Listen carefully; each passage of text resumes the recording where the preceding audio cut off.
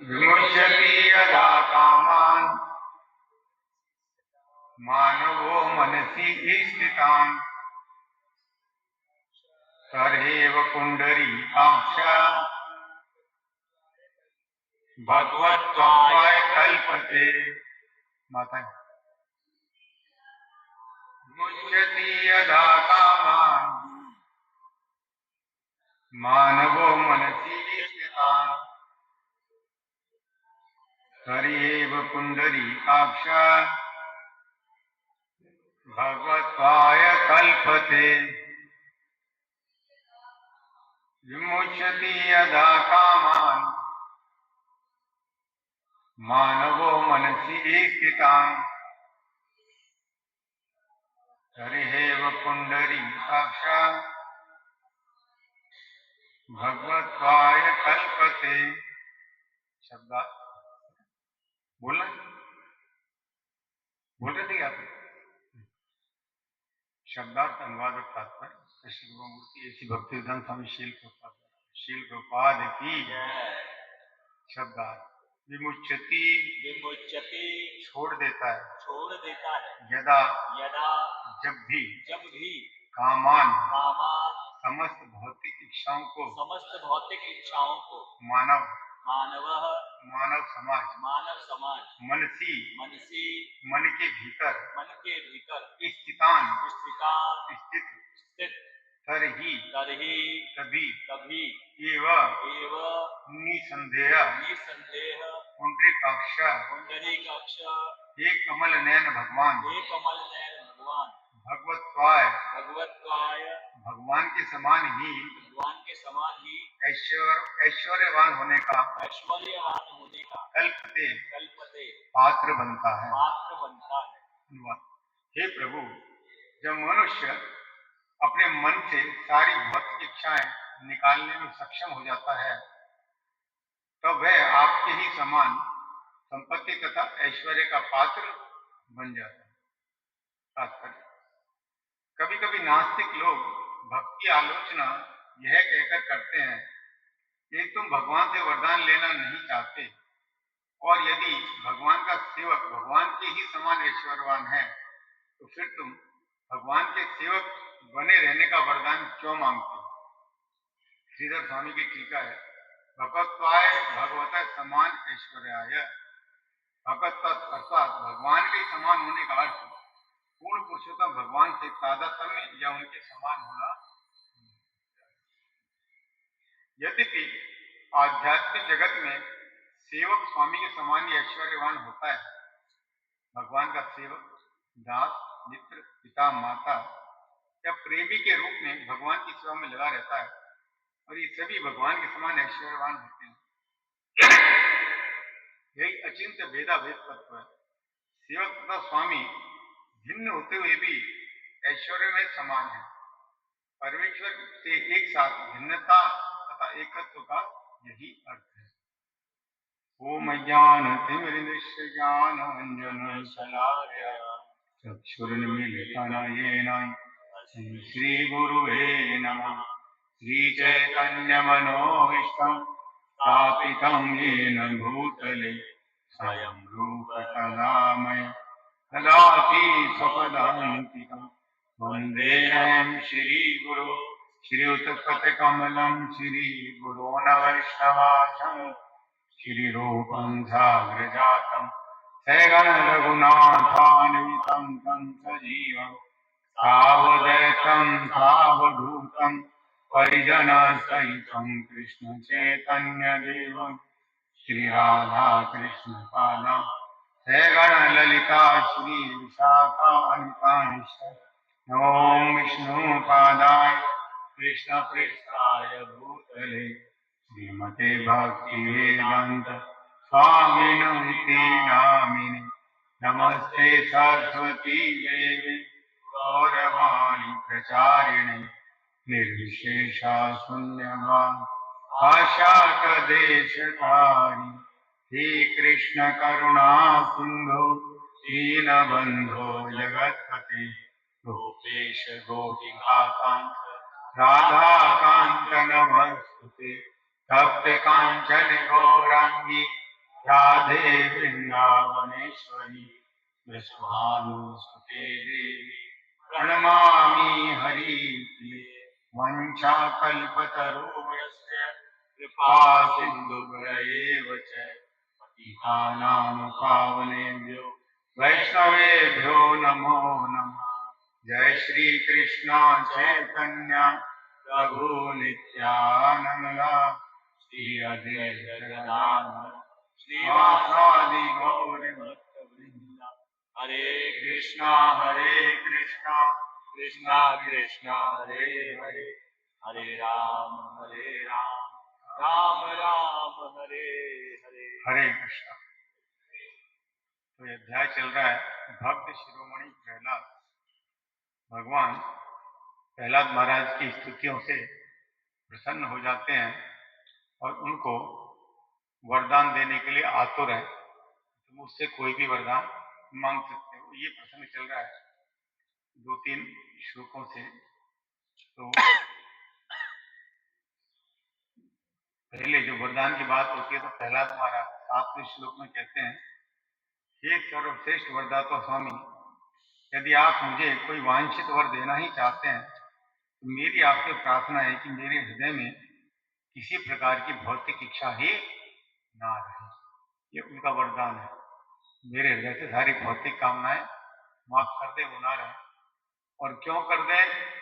तो 8वें श्लोक में बताते हैं कि जन्म काल से ही कामेच्छाओं के कारण मनुष्य की इंद्रियों के कार्य मन, जीवन, शरीर, धर्म, धैर्य, बुद्धि, लज्जा, ऐश्वर्य, बल, विपरीत, सत्यानिष्ठ समाप्त हो जाते हैं।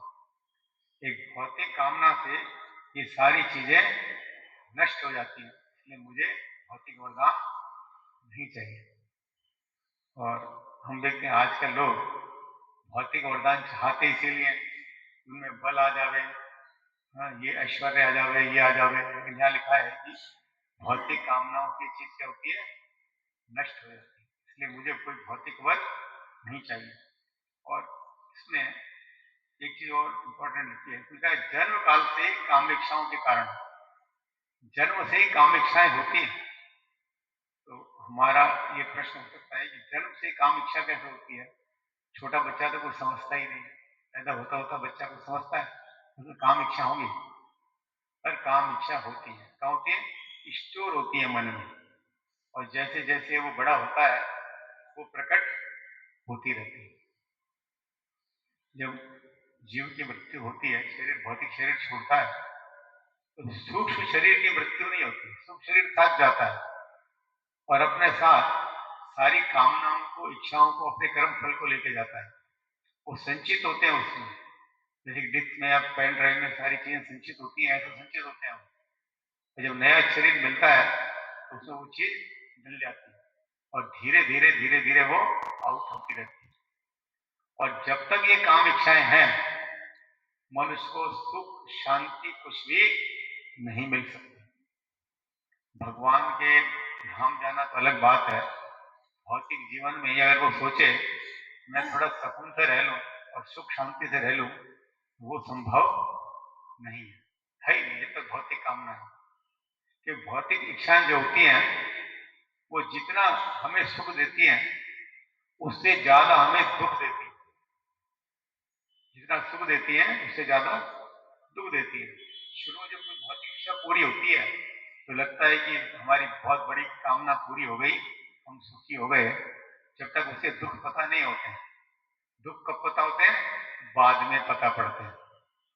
अगर कोई इतना बुद्धिमान हो, जैसे कि कल प्रभु जी बता रहे थे, शुरू में विचार कर ले इससे क्या सुख मिलना है, क्या दुख मिलना है, तो हो सकता है वो भौतिक कामना ना करे।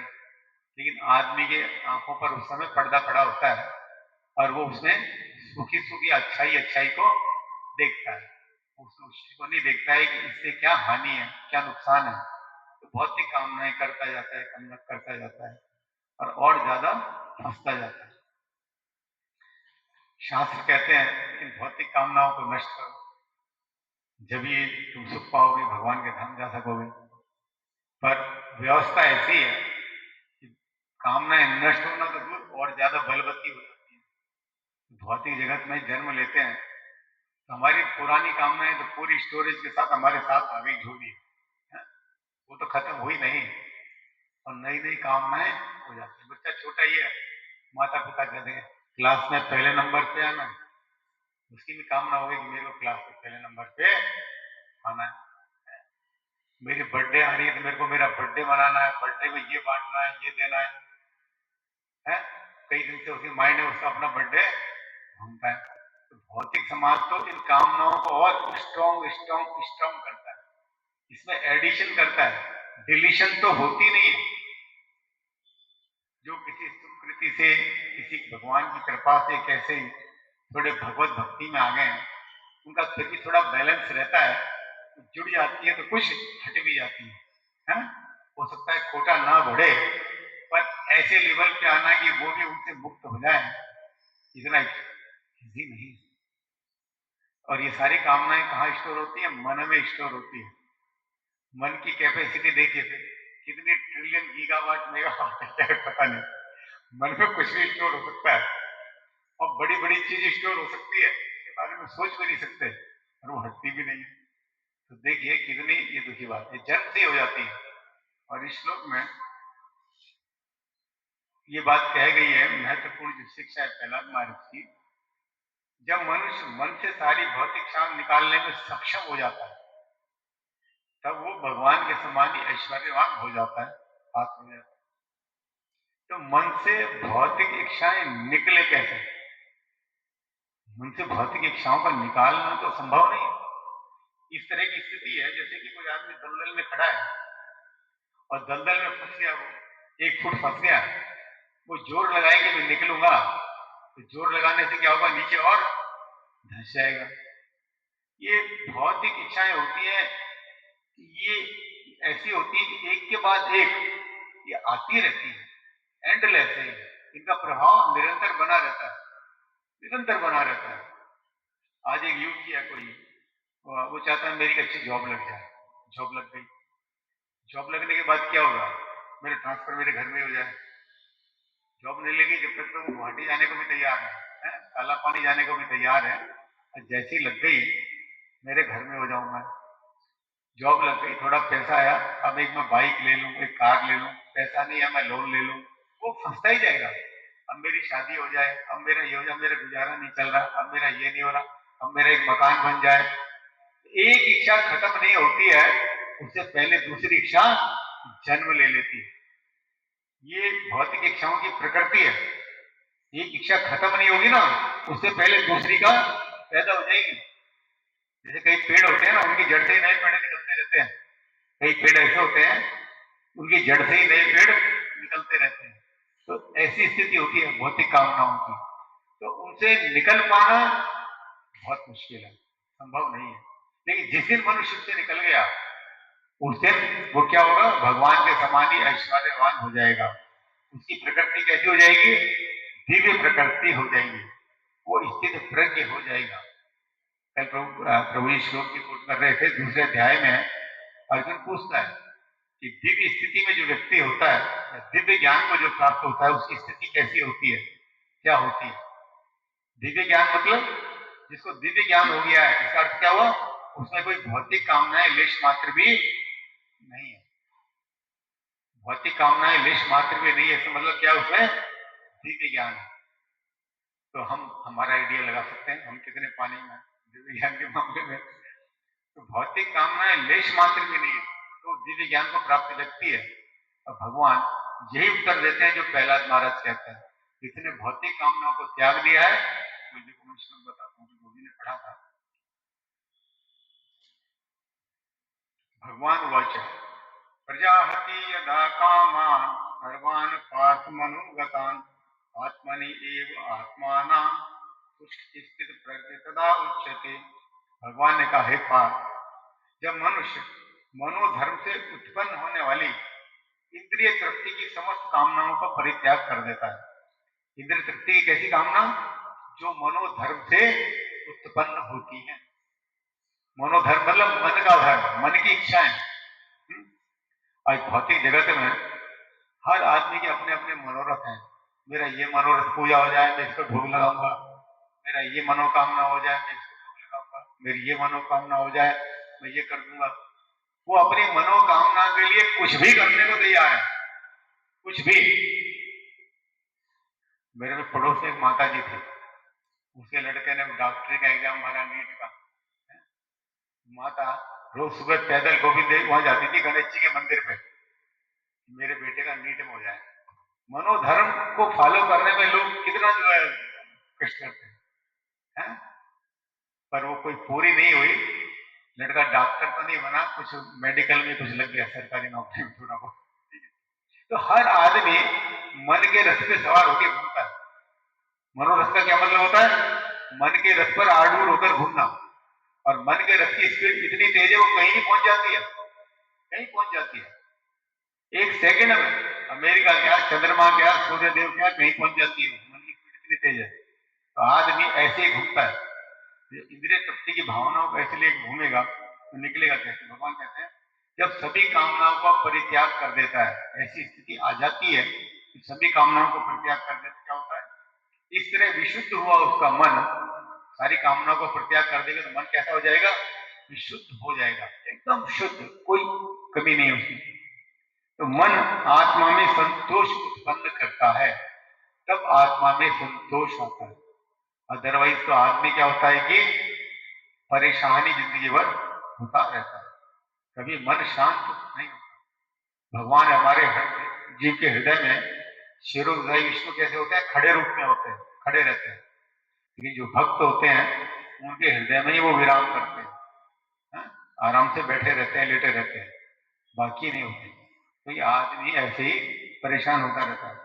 और वह दिव्य चेतना को प्राप्त कहा जाता है, उस समय वो दिव्य चेतना को प्राप्त होता है।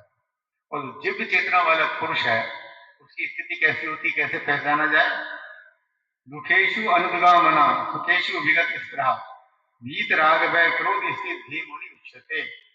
जब उसका मन, जब कोई दिव्य अवस्था में होता है तो तीन तापों से भी उसका मन विचलित नहीं होता। हमें तीन ताप सताते हैं, हम रोज पढ़ते हैं, सुनते हैं, आदि दैविक, आदि भौतिक, आध्यात्मिक, हर किसी को सताते हैं वो। भक्तों को थोड़ा कम सताते होंगे, शुद्ध भक्त को नहीं सताते हैं, लेकिन आम भक्तों को वो भी सताते हैं, थोड़ा सताते हैं। तो जिनकी भौतिक कामनाएं भरी पड़ी हैं उनको कितना सताते होंगे देखिए आप। तो त्रय तापों से होने से विचलित नहीं होता जरा भी, उसके कुछ भी हो जाए वो त्रय तापों से विचलित होता ही नहीं। शास्त्रों में बहुत उदाहरण, अनेकों उदाहरण है ऐसे शुद्ध भक्तों के जो इस तरह की चीजों से कभी विचलित होते ही नहीं। अथवा सुख में प्रसन्न नहीं होता। हाँ, हमें सुख मिलेगा तो हम क्या करेंगे? कूदेंगे। आप खिलाड़ियों को देखो, जैसे ही जीते वाह वाह पूरे ग्राउंड में चक्कर काटेंगे, हार गए तो वही रैकेट फेंक के मार देंगे। कितने मैंने देखे टेनिस खिलाड़ी रैकेट फेंक के, प्रभु जी कोच है, प्रभु जी अच्छी तरह बताएंगे, हैं मार ही देंगे। एक दोनों ने रेफरी पीट दिया। जो कुश्ती होती है या मुक्केबाजी होती है, मुक्केबाज तो रेफरी को ही ठोक देते हारने के बाद, ठीक है। कितनी बार ये सुना गया है, देखा गया है। फैक्ट है, मैं मजाक नहीं कर रहा हूँ। शुरू शुरू में फास्ट बॉलरों का आगमन हुआ था तो लिलियट थॉमसन तो बहुत फेमस ऑस्ट्रेलियन बॉलर थे जो 120 की गति से स्पीड से गेंद फेंकते थे। आज तो लोग 150 फेंक रहे हैं और इंडियन बैट्समैन उनको सामना नहीं कर पाते थे। तो थॉमसन ऐसा ही था, पहले वो फुटबॉलर था, फुटबॉल में हार गया, रेफरी ने फाउल दे दिया, उसको कोच को पीट दिया, उसको वहां से आउट कर दिया परमानेंट। तो क्रिकेट में आ गया वो। कितने किस्से मिलेंगे ऐसे, ठोक पीट के बराबर कर देते हैं। तो जितना कोई खुशी में कूदता है ना, उतना ही जैसे दुख आएगा ना वो उतना दुखी होगा। ये बहुत सीधा सिद्धांत है। जो खुशी को नहीं बचा पाता वो दुख को भी नहीं बचा पाता। जितना खुशी में कूदेगा दुख में कूदेगा। तो इस तरह से ऐसा व्यक्ति ना तो सुख में प्रसन्न होता है, आसक्ति भय तथा क्रोध से मुक्त है। उसे किसी चीज का भय नहीं है, आसक्ति नहीं है और क्रोध नहीं है। भय आसक्ति से ही उत्पन्न होता है। जब हमारी किसी चीज पर आसक्ति होती है और वो चीज छिनने का डर हो या उससे कोई परेशानी होने का डर हो तो हमें भय उत्पन्न होता है। और कामना पूरी नहीं हो तो क्रोध उत्पन्न हो जाता है, और वो इन सबसे मुक्त रहता है। इसलिए उसका स्थिर मन होता है। कैसा मन होता है? स्थिर मन होता है। तो ऐसा व्यक्ति इस धाम में रहता है, उस धाम में उससे क्या फर्क पड़ता है? कोई फर्क नहीं पड़ता। और ऐसी स्थिति आए कैसे, ये एक बहुत बड़ी प्रश्न है। इच्छाएं सारी बांधती हैं, सारी मन की भौतिक इच्छाओं से रिलेटेड है। तो इच्छाओं से मुक्त होने का क्या उपाय है? इच्छाओं से मुक्त होने का उपाय यह है कि हम अपनी इच्छाओं को भगवान की इच्छा में मिला दें कि भगवान क्या चाहते हैं। हम अपनी इच्छा करेंगे, अपनी कामनाओं की पूर्ति करेंगे, अपनी तुष्टि करेंगे, हमारे को सिवाय कष्ट के और कुछ नहीं मिलेगा। और यही हम अपनी इच्छाओं को भगवान की इच्छाओं में मिला दें। भगवान क्या चाहते हैं, भगवान क्या चाहते हैं, तो हम इन कष्टों से, अपनी इच्छाओं से दूर रहेंगे, क्योंकि वो इच्छाएं हमारी नहीं रहेंगी। किसकी रहेंगी? भगवान की रहेंगी। हमारी इच्छा है ही नहीं, तो इच्छा नहीं है, और इच्छा में अगर इच्छा पूरी होगी तो हम कोई कूदेंगे नहीं है, और इच्छा नहीं हुई तो हम दुखी नहीं होंगे। भगवान के अनुसार काम कर रहे हैं, जैसा भगवान कह रहे हैं ऐसा हम काम कर रहे हैं। तो भगवान की इच्छाओं में अपनी इच्छाओं को मिलाना चाहिए। और भगवान की क्या इच्छा है? भगवान भगवत गीता में कहते हैं, मन मना भव मद भक्तो मध्याजी माम नमस्कार, मेरे भक्त बनो, मेरी भक्ति करो, मेरी पूजा करो, मेरे को नमस्कार करो, ये करो। यानी कि जो भक्ति का अनुशीलन है, भक्ति की जो भी विधियां हैं उनका अनुशीलन करो। जब भक्ति के अनुशीलन करते हैं तो धीरे धीरे ये भौतिक कामनाएं दूर होती हैं, वो भी गुरु के निर्देशन में। अब हमारे गुरु ने कहा पुस्तक वितरण करके आओ, तो हम पुस्तक वितरण करके आ रहे हैं। हो गई तो अच्छा, नहीं हो गई तो अच्छा, जितनी हुई। गुरु प्रयास को देखते हैं, गुरु ये नहीं देखते कि आपने कितनी बेची। आपने 10 बेची तो आप ऊंचे भक्त हो, आपने 1 बेची तो आप कम भक्त हो, आपने नहीं बेची तो आप निम्न भक्त हो। गुरु ऐसे नहीं देखते हैं। गुरु आपका प्रयास देखते हैं कि ये हमारे लिए कितना कर रहा है, भगवान के लिए कर रहा है। और वही आपका बिजनेस है किताब बेचने का। आप किताब बेचने जाएंगे, जिस दिन 100 बिक गई आप बड़े कूदेंगे, आपको बड़ी अच्छी कमाई होगी। और जिस दिन एक भी नहीं बिकी उस दिन क्या करेंगे? माथा पकड़ के बैठ जाएंगे, मेरी तो कोई बिक्री नहीं। ये भौतिक इच्छा में काम वही है, काम की उसमें कोई प्रकृति में अंतर नहीं आता है, पर वो सेवा किसकी कर रहे हैं? भगवान की कर रहे हैं या अपनी कर रहे हैं? जब भगवान की इच्छाओं में अपनी इच्छा मिला दें तो फिर कोई दिक्कत नहीं होती। अम्बरीश महाराज क्या करते थे? ये तो करते थे, पूरा जीवन भगवान को समर्पित था। सारी कर्म इंद्रियां, सारी ज्ञान इंद्रियां, अब भगवान के पैरों का उपयोग भगवान के मंदिर जाने में, हाथ का उपयोग भगवान के मंदिर की सफाई करने में, वाणी का उपयोग भगवान के बारे में बोलने में या भगवान का प्रसाद खाने में, दिव्या का उपयोग, आंखों का उपयोग भगवान का दर्शन करने में, त्वचा का उपयोग भक्तों का संग करने में, भक्तों का स्पर्श करने में। सीनियर है तो उनके चरण स्पर्श करें, बराबर के हैं तो उन्हें आलिंगन करें, छोटे हैं तो उन्हें आशीर्वाद दें, जो भी भक्तों का संग करने में। हर कर्म इंद्रिया और ज्ञान इंद्रिय का उपयोग भगवान में करते थे। तो उन्हें कभी कोई दिक्कत हुई? कोई दिक्कत नहीं। कभी कष्ट हुआ? नहीं हुआ। जब दुर्वासा मुनि ने उनको मारने के लिए एक कृत्या उत्पन्न कर दी, राक्षसी उत्पन्न कर दी, वो भयभीत हुए? नहीं हुए। दुखी हुए? भगवान को पुकारा? नहीं पुकारा। अपने आप प्रोटेक्शन के लिए भगवान का सुदर्शन चक्र प्रकट हो गया और उस कृत्या को मार दिया।